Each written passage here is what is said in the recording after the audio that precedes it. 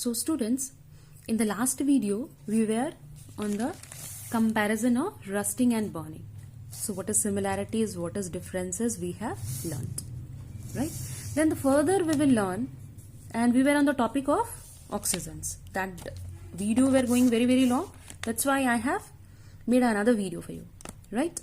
So we were learning about the oxygen, that uses of oxygen. So in the oxygen is required for respiration, for burning it is required, even for medicine also. You know, some of the patients, when they fall ill, they are not able to have a normal breathe.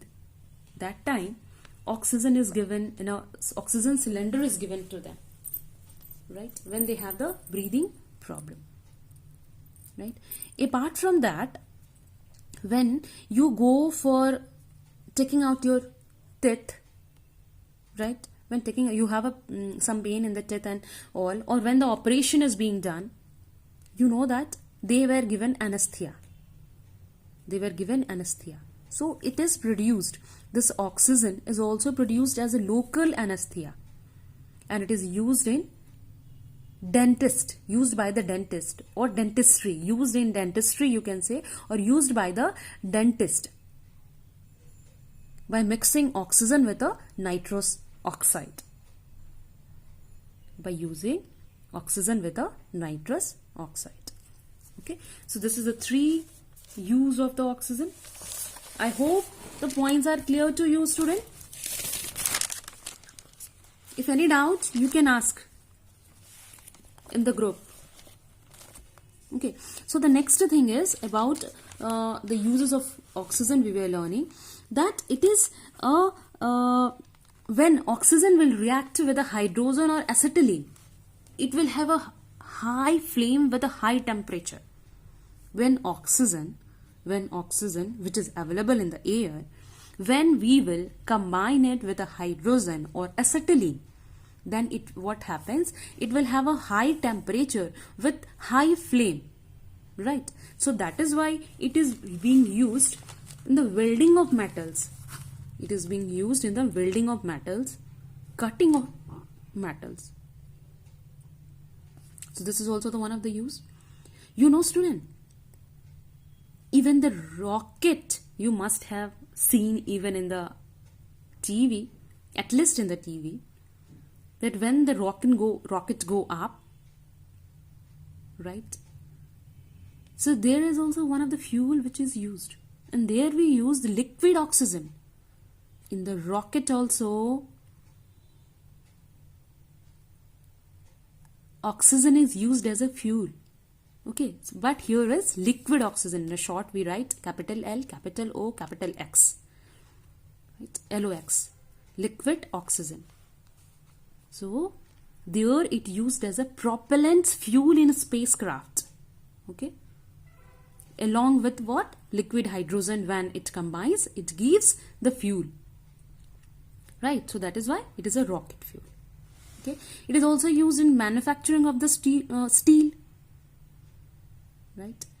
Oxygen is also, you know, that is very simple point, that it is also used by the mountaineers when they jump the mountains, high mountains. Their availability of oxygen is very less,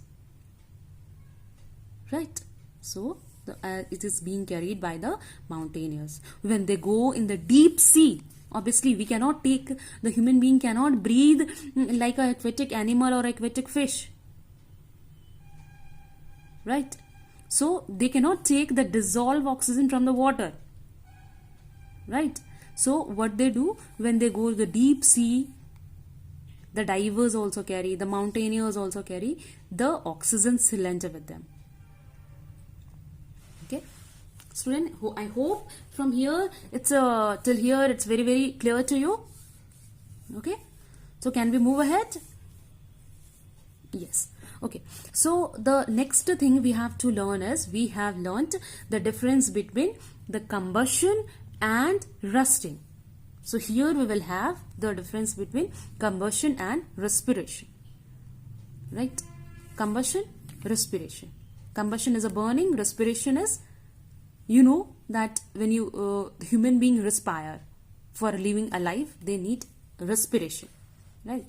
So rapid oxidation, combustion is a rapid oxidation, we have learned. Rapid oxidation means it catches fire very easily, it gives heat, it gives light, right?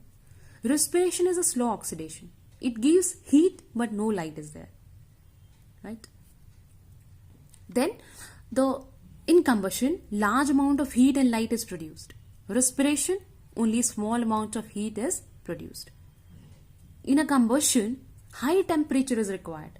As I said in the previous class, that ignition temperature, it is a temperature at which substance catches fire.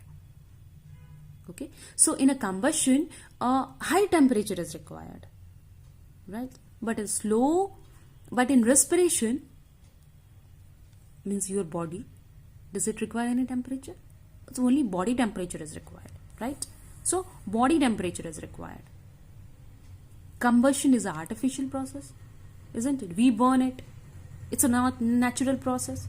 So combustion is an artificial process. And respiration is a natural process, right? We cannot say that stop breathing, stop having respiration. We cannot do that. It's a natural process. It happens automatically, right? So this is the difference between combustion and respiration. So student, in the previous video we have left one of the topic, that is the preparation of oxygen, laboratory preparation of oxygen, right? So here we have a different methods, right? So we can do by catalytic decomposition. Then when potassium chlorate is heated, then also it produces oxygen. Catalytic decomposition also produces oxygen. From liquid air also we can produce oxygen. Electrolysis of water also produce oxygen. And metallic nitrites, with the help of metallic nitrites also we produces the oxygen in the laboratory. So before we should move ahead, one more topic I want to clear you so that you can understand well. Here is a catalyst. What is catalyst? It is a substance that increase or decrease the rate of chemical reactions. Catalyst is a substance, actually it does not take part, catalyst does not take part itself in the reaction, but it boosts the reaction. It increases the reaction speed, it decreases the reaction speed, right? So let us see first that what is given in your book. It's very short way it is given, so I'll go through it once. Okay, so here is what? Catalytic decomposition. In catalytic decomposition, what happened? We take hydrogen peroxide, right? Here hydrogen peroxide. In hydrogen peroxide, what we do? Manganese oxide, MnO2. It is a manganese oxide. We put a drop manganese oxide. Then what happens? This hydrogen peroxide decompose into water and oxygen. Okay, so this is one of the method, catalytic decomposition. This is a catalytic here. MnO2, manganese oxide, is a catalytic here.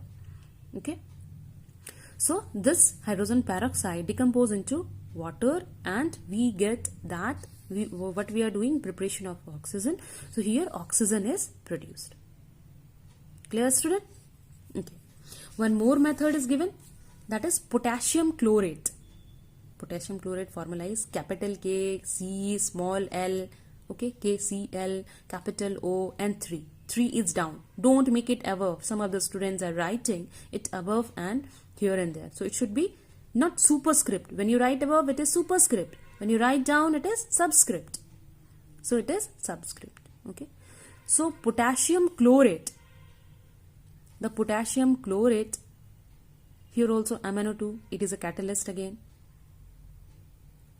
When potassium chlorate react with MnO2, then what happens? It decomposes into potassium chloride and oxygen.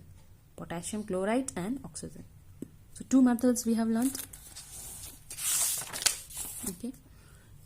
And here is the third we will learn electrolysis. Electrolysis means we pass the electric current from in the water. When we pass the electric current, then hydrogen and oxygen, it decomposes water into hydrogen and oxygen. So this is the method of electrolysis.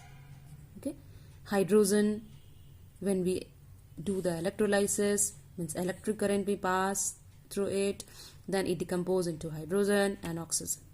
So this is the method of electrolysis of water. One more method where metallic nitrates. So metallic, any metal, not any metal, some of the metals, like here two examples are given, potassium nitrate and sodium nitrates. So potassium nitrate KNO3, sodium nitrate NaNO3, KNO3 NaNO3, KNO3 NaNO3, potassium nitrate, sodium nitrate. When we heat it, so what happened? It formed nitrate into nitrite, NiTrate to NiTrite. Here also sodium nitrate to nitrite. So it decomposes into the metallic nitrite and oxygen. Okay, so potassium nitrate, when heated, it forms potassium nitrite, sodium nitrite, sodium nitrate, sodium nitrite, and oxygen is released. Okay, so these four methods we have learned. The four is from the liquid air.